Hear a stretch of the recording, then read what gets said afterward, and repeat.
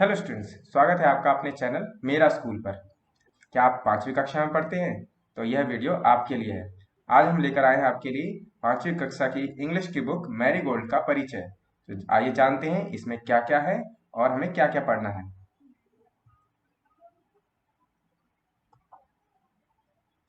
तो इसमें देख सकते हैं आप 10 यूनिट्स हैं, जिसमें कुछ बहुत ही सुंदर सुंदर पोएम और स्टोरीज हैं। साथ ही उनमें छिपी हैं बहुत सारी अच्छी अच्छी बातें, जिन्हें हम सीख कर आगे बढ़ेंगे। तो शुरू करते हैं पहले यूनिट से। Ice cream man and wonderful best. पहली पोएम है आइसक्रीम मैन। इसमें एक आइसक्रीम मैन आता है और बच्चे उसे देखकर बहुत खुश होते हैं, क्योंकि उसके पास है बहुत सारी फ्लेवर की आइसक्रीम्स। क्या आपको भी आइसक्रीम्स पसंद है? तो आपको ये पोएम बहुत अच्छी लगेगी। नेक्स्ट जो स्टोरी है इस यूनिट में वो है वंडरफुल बेस्ट। ये एक साउथ इंडियन डिश अवियल है, उसके बारे में स्टोरी है कि अवियल कैसे इजाद हुई, कैसे उसका आविष्कार हुआ। तो बड़ा मजा आएगा इसको देखकर। पिक्चर में आप देख सकते हैं किस तरह से कुक जो है खुशबू ले रहा है अवियल की। अच्छी बात यह है कि इसमें वेजिटेबल स्क्रैप से वो डिश बनाई जाती है। तो आप भी एक्साइटेड हैं जानने के लिए कि कैसे बनी? तो ये चैप्टर्स हम जरूर पढ़ेंगे। बढ़ते हैं आगे यूनिट 2 पर। यूनिट 2 में सबसे पहले जो पोएम है वो है टीम वर्क। टीम वर्क नाम से ही हमें पता चल रहा है कि हमें कोई भी काम टीम में करना चाहिए, तो काम हम आसानी से कर सकते हैं। Team work together we can make our dream work, ये इसकी लाइंस हैं। और भी बहुत सुंदर सुंदर इसमें लाइंस हैं, जिन्हें हम जरूर पढ़ेंगे। आगे बढ़ते हैं। टीम वर्क से रिलेटेड ये स्टोरी है फ्लाइंग टुगेदर।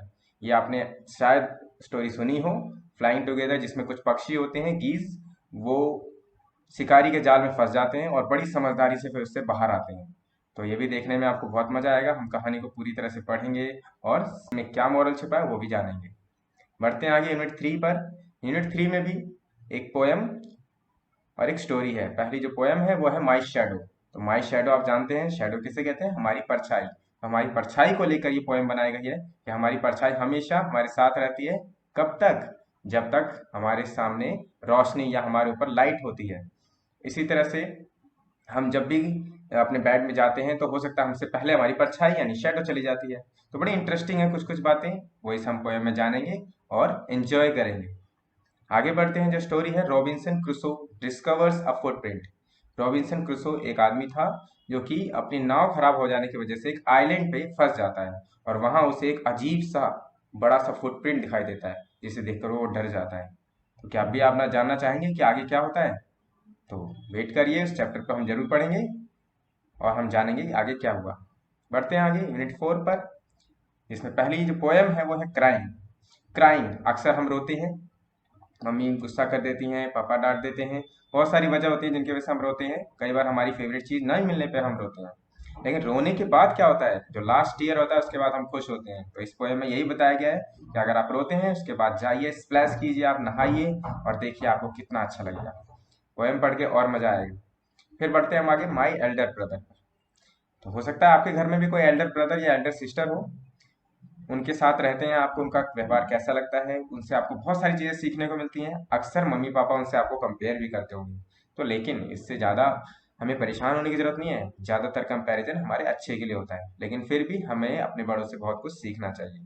तो वही कुछ बातें हमें सीखने को मिलेंगी इस चैप्टर में, माई एल्डर ब्रदर में।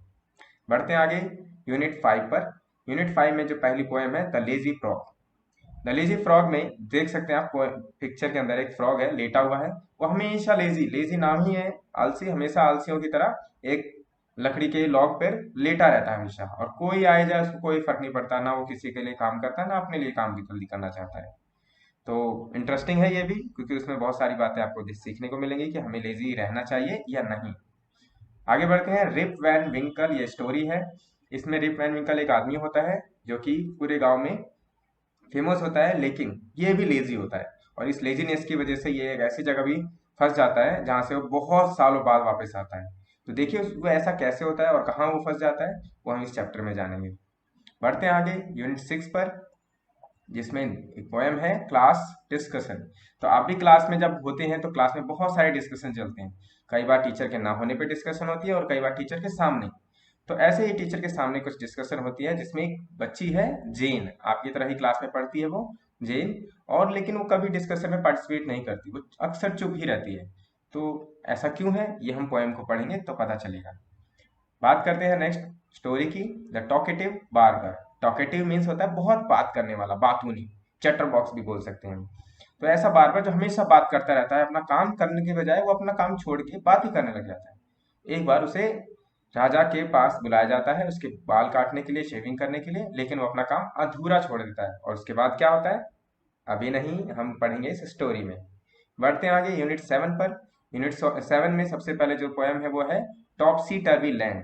टॉपसी टर्वी लैंड, टॉपसी टर्वी का मतलब होता है उल्टा पुल्टा, हर चीज उल्टा पुल्टा हो।